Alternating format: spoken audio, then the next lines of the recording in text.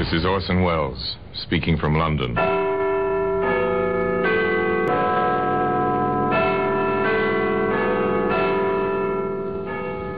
Black Museum, it's a repository of death. Here in the grimy stone structure on the Thames, which houses Scotland Yard, is a warehouse of homicide, where everyday objects, a phonograph record, a postcard, a color photograph, a simple statuette, all are touched by murder.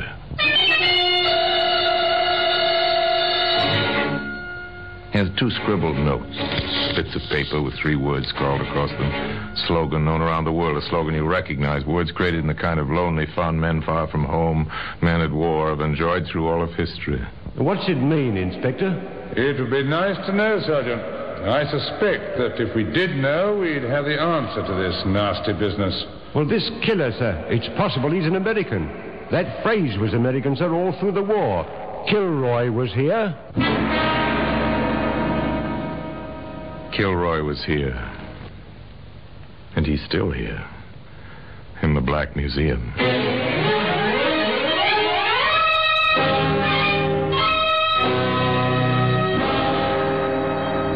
From the annals of the Criminal Investigation Department of the London Police, we bring you the dramatic stories of the crimes recorded by the objects in Scotland Yard's Gallery of Death, the Black Museum.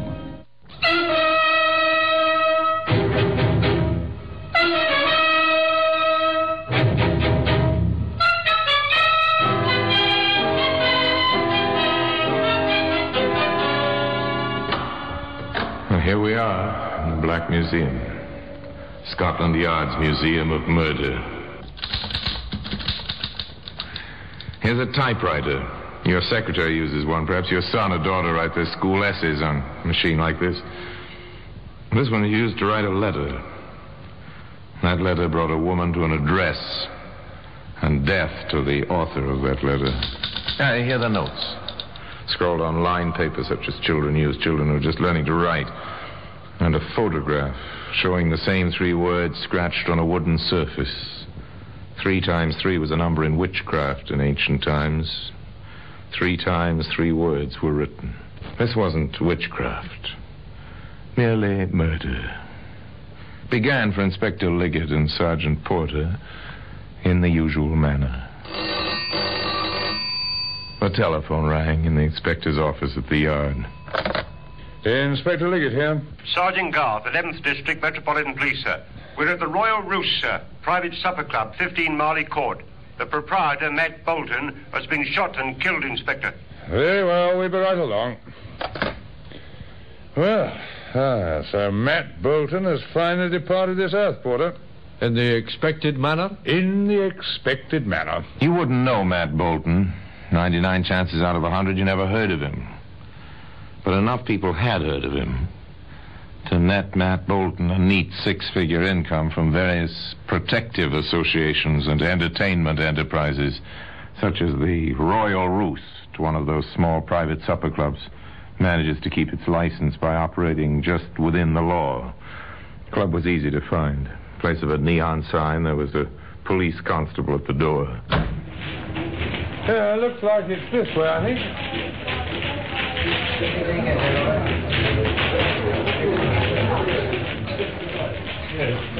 Coffee in here, Inspector? It always is in these places. Apparently a good many people prefer to amuse themselves breathing a combination of tobacco and poor liquor fumes rather than good fresh air. Quite a costume on those girls. The roosters in the Royal Rooster. Get it, Sergeant? I've never seen a rooster with so little on besides tail feathers. Neither have I. Look, we better get to work, Sergeant. The 2 policemen crossed the nightclub, skirted the dance floor, and quietly passed through the doorway near the bandstand. To their left, another door stood open, revealing a cubicle complete with mirror lights, another girlish rooster, a man, and a body. A body full length on the floor. The girl was saying, Look, we simply can't send the chorus out once more. Do I get to do my act or don't I? I'm Inspector Liggett, Sergeant. The young lady may do her act. I doubt if she'll try to go outside the club in that costume. Well, thank you, Inspector. First, this man said he thought the show ought to go on so the customers wouldn't be disturbed, and then he held me here. Well, look, that's my cue. I'll be back. Don't worry. I'm not going anyplace. You're so right about that, Inspector. Knows her way around, that girl, sir. Found the body. Didn't turn her hair. So I notice. Find the weapon, Sergeant? No, sir, not in here. Porter, check the exits. Very good, sir. Oh, we've done that, sir. Only two. The way you came and the back door, fire exit. No one in the kitchen saw or heard anything. We haven't touched the body. Waited for you and the medical examiner, sir. Very good. All right. Turn out his pockets, Porter. Yes, sir. Here's something, Inspector. Tucked in his breast pocket. Quite a touch. I take it you didn't see this, Garth? No, sir. We left the body strictly as it was. Odd. Almost a signature. It's a note. Kilroy was here. For a moment, memories of other days crowded into the tiny dressing room. A phrase which had meant chuckles once seemed incongruous in that atmosphere of violent death. And then Mabel was back with boyfriend. May I inquire who your escort is, Miss Martin? Larry King, meet Scotland Yard. Gentlemen. How do you do? Is this your usual practice, Mr. King? If you mean escorting Miss Martin home, that's correct. You are good friends? We're engaged. I see. Miss Martin, before you leave us to get dressed, during your employment here, have you ever had any trouble with Mr. Bolton? Do you mean, did he make advances? Yes. Well, naturally. I see. Mr. King, did you know about these advances? I did. Did you ever have any trouble with Mr. Bolton? Nothing to speak of? Of course, it never is anything to speak of. You served during the recent war? I did. 8th Army. All the way from Tobruk to northern Italy. Does the expression Kilroy was here mean anything to you? The Americans, 5th Army, they used it. I've seen it many times. Very well. Leave your addresses, both of you, with Sergeant Garth here. And don't leave the city. We may need you. That's all for now. Now the routine begins. Inspector Liggett and Sergeant Porter return to the yard. The orders go out. Have them run a complete check on Bolton's pals. They'll all have alibis, but run the check anyway. That was a start. Now the patient waiting, putting together the few facts available. It's the hardest part of police work anywhere. So, Porter, no prints on that note except yours and mine. Correct, Inspector. What have you got on King and the girl? She's, remarkably respectable. Nothing remarkable, Sergeant. What about him? He's a lawyer in the city. Rather successful. Good reputation. Ever cross Bolton's path in his work? Nope. He's a copyright lawyer. Deals with writers, mostly. Nothing there, then. Takes patience. Lots of it. Check and recheck. Wait for information. Wait for the telephone to ring. Inspector Liggett here. Detective Ashton, sir. 23rd District. Go ahead, Ashton. At 14.5 Haven Mews, sir. We've been watching the place, sir. That King fella lives there. Yes, I know. The superintendent's wife has been found, sir, on the cellar steps, strangled. We found the note in her apron pocket. Kilroy was here, it says. Wait for the telephone to ring, and when it does ring, another death, another note. No solution. Merely complication piled on complication. A short while later, in the basement apartment of the newly widowed janitor. You found her yourself, Mr. Evans? Yes, sir. Lying there she was on the cellar steps.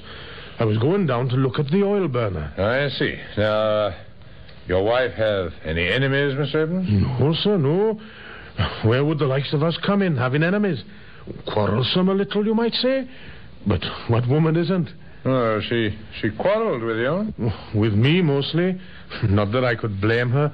It's hard work, a place like this, you know. Once in a while with a tenant. Well, the children in 4B, for instance, they write on the walls. So my wife argues with the mother. Mm-hmm. The nice young man in 6G lets the bathtub run over. 5G complains.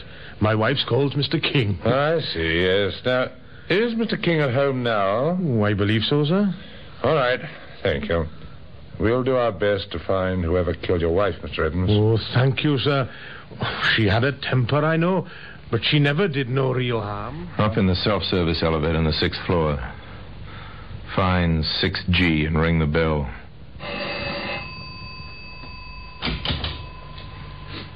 Have it opened, not by Larry King, but by Mabel Martin, far more fully dressed than the last time the inspector saw her. Well, Miss Martin, collected the insurance yet? Cut it out, Inspector. I don't have to stand for that sort of thing. In fact, I could ask you for a warrant before I let you in here. But you won't, will you, Mr. King? Ask your questions. They're about Mrs. Evans, I assume. Oh, Larry, please. Don't worry, darling. Ask your questions, Inspector. You quarreled with Mrs. Evans. I did. I wanted my bathtub fixed. The drain was backing up. She told me to go to fix it myself, that's all. You're sure that was all? Murder seems to have a way of happening in your vicinity, King. Is that an accusation? What's all this to do with Matt Bolton? I don't know. But there is a link. Quite a clear link, Miss Martin. You see, on Mrs. Evans, we found a bit of paper, and on it was scrawled, Kilroy was here. Any ideas on that? Ex-soldier, now Solicitor King? Solicitor King had nothing to say. His puzzlement, his lack of knowledge seemed honest enough. Inspector Liggett drew no conclusions. He waited. The routine continued. The reports came in. The Martingale is a new job. Same type of club. I've seen the act, Inspector. Same songs. More clothes. Nothing on Bolton's cronies. Every one of them has an alibi. Yes, King seems to follow a set routine, Inspector. To the office, back home, dinner, then calls for the girl. Even eats his lunch at the same time every day in the same restaurant. Nothing much to go on there, just a time of waiting. A week passed. The telephone rang once again. Inspector Liggett here. Detective Ashton, sir. We've another one for you. What? Yes, sir. A butcher this time. Name of Andrews. 2 blocks from the apartment house where King lives. Head bashed in with his own mallet. Scratched on the chopping block with one of his own knives is the same old message, sir. Kilroy was here. Kilroy was here. Familiar words with a smile in their words to remember fondly. 3 times they appear.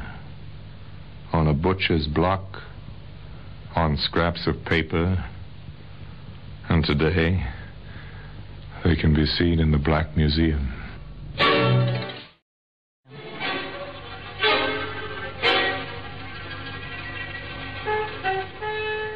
A 3rd killing, and signed exactly the same way. Kilroy was here. More, this murder had taken place within a few blocks of 14.5 Haven Mews, where Larry King lived. The same young man who was the secret fiancé of the singer, and whose dressing room the first body had been found. The same young man who lived in the house where the janitor's wife had been strangled. Inspector Liggett lost no time reaching the scene of the latest crime. Well, it's... yes, sir, well, I am... Ashton. Yes, sir? Anything fresh? Just the things I reported, sir. There's the mallet, the weapon. Yeah. The message was scratched with this knife. Any prints? The laboratory crew are trying to raise some. Nothing yet. Very well. Who's the woman? The widow. Mrs. Andrews, I really dislike bothering you with questions at this time, but you understand that speed may be the essence now. Yes. Yes, of course, Inspector. I understand that it was you who found your husband. Yes. I stopped here to get some money for a dress. It'll have to be a black one now. Did you always come to him for that kind of money? Well, Jim had his ways. He was considerably older than I am. He seemed just strong when we first married, but, well, later he was... Well, it changed to domineering. I understand, but now, look, just a few more questions, please. Does the phrase on the chopping block mean anything to you? Kilroy was here? No. No, it's... Well, it's just a... Well, I think I heard it on the radio once or twice. From the way you described your husband, I'd say he was rather, well, positive in his opinion. A mild way of putting it. Positive. Domineering, a man who brooked no argument.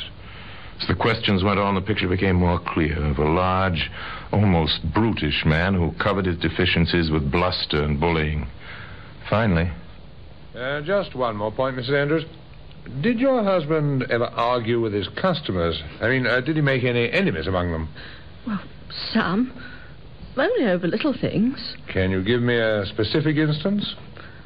Well, last week. Mm-hmm. Yes, it was last week. A nice young man said Jim was overcharging him. They had words. The man, his name is Larry King, from the apartment house on Haven Mews, he swore he'd never buy here again. I see. Have I helped, Inspector? You may have. Just a little time will tell, I suspect. Just a little time.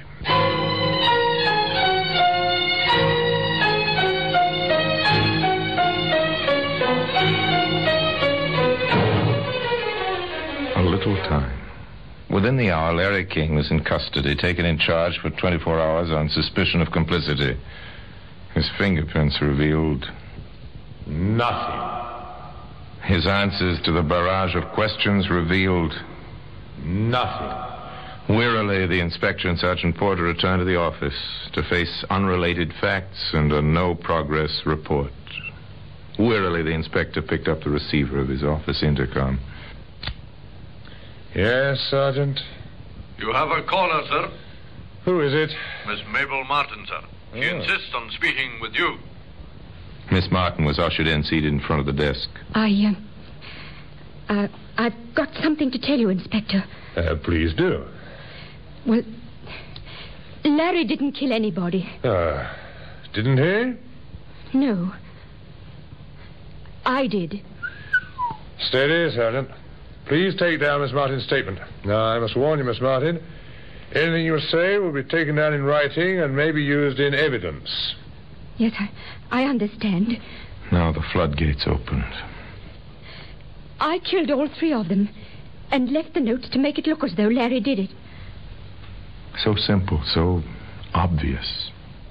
Matt Bolton threatened me. He said if I didn't come back to him, he'd change his insurance policies and tell Larry about us. Well, I shot him. It was a .22 that Larry had given me. One death accounted for. The policeman listened gravely. Mrs. Evans was always snooping. She threatened to tell Larry about Matt and me. I did it in the cellar, behind the coal pile. I strangled her. Quite logical. The inspector waited. Andrews, the butcher, I used to shop there for Larry. Andrews made some advances. He reached for me, and I grabbed a meat cleaver, and then I scratched the note on the wood. That's the story, Inspector. Yes. Tell me, how much do you weigh, Miss Martin? Well, about 107 pounds. Why, what's that got to do with... Sergeant Porter, what was the caliber of the bullet found in Matt Bolton? .38 caliber, sir. Thank you. And did you notice a coal pile in the cellar at 14.5 Haven Mews? It's an oil burner, sir. Quite modern. Thank you. And the weapon in the Andrews case? A mallet, sir. Not a cleaver. A mallet. And, Sergeant, can you picture a young woman of 107 pounds knocking out and killing a man of Andrews' size? Not very well, sir. Of course, it's obvious her heart and her courage are as large as she is, if not larger, but... Oh, all right, have your fun. I've made a fool of myself, but Larry didn't kill anyone. I know that. I know it. You can't do this to her. Look. I wouldn't worry, Miss Martin, if I were you. In fact, if I were you, I'd hurry out to the front of the building.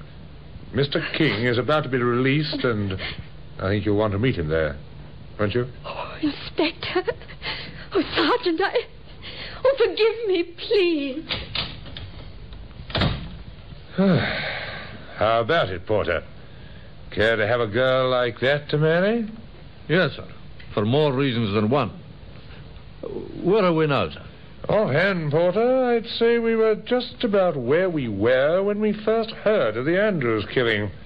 Put on your thinking cap, Sergeant. This is quite a problem. They sat there in silence. Their minds sifted fact after fact. And once they'd been through the meager supply of facts on hand, they started over again.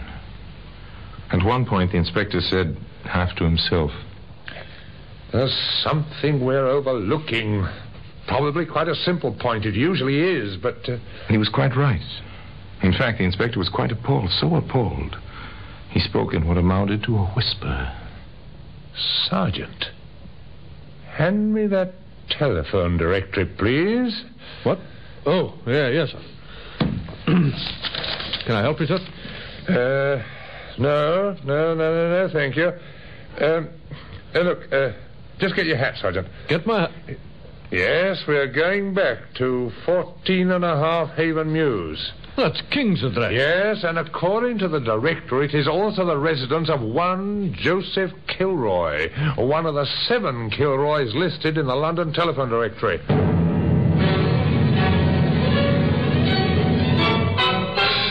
Doesn't take long from Scotland Yard to Haven Mews, not when you travel by police car with a siren going. It doesn't take long to race upstairs to a third-floor apartment, ring the doorbell.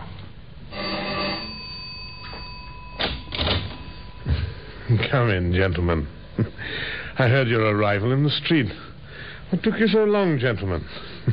Oh, really, now. Mr. Kilroy, I must warn you, anything you say... that's all right, I understand. Don't mind in the least. Well, I'll be... Watch him, Sergeant. I am, sir. Frankly... Liggett. Inspector Liggett. Ah, yes, thank you. Frankly, Inspector, I'm rather annoyed with you. Here I go to all the trouble of killing a man so that nice young fellow in 6G could marry that cute little baggage he's going with. And you arrest him instead of me. I see. I'm sorry about that, too. So you killed Bolton? Saw him one night treating the girl really nastily in front of his house. If I may ask, why the woman? Oh, she was a nagger. Really annoying. And after I killed one, it struck me I couldn't be hanged more than once. So I might as well do old Evans, too. Thoughtful of you, Mr. Kilroy. That butcher was a private matter, though. He kicked a dog once. I saw him. Didn't treat his wife any better. No kids. Figured he'd leave her his money. So I got him with his own mallet. Quite simple, you see. And, you signed your name to each one? Oh, of course. Good deeds are scarce in this world. Thought I ought to get proper credit each time. Now, if you'll excuse me... Sergeant! Good work, Sergeant. He's strong, sir. Stronger than he looks. Cases like this usually are. Well, we'll need the ambulance. Not the wagon this time, and use the telephone directory, Sergeant. I find them quite useful books when I remember to use them. Who'd have thought it, sir? How many of our murderers are considerate enough to sign their killings, sir? Murderers don't sign their work, do they? Unless, of course, their sense of humor is as twisted as their valuation of human life. This killer did autograph his killings. And today those notes can be seen in the usual place for such things, in the Black Museum. Joe Kilroy was insane, of course, by every normal standard. Insane enough, certainly, to sign his name to 3 murders. And by every normal standard, the gentlemen of Scotland Yard acted correctly within the rules of their profession in tracing every possible motivation, every possible suspect, before they came to the obvious solution. After all, it is logical that when men spend their lives dealing with the deliberately obscured, they can actually fail to notice the openly obvious. Now the notes remain in their usual place, in Scotland Yard, in the Black Museum. Until we meet again in this same place for another story about the Black Museum, I remain, as always, obediently yours.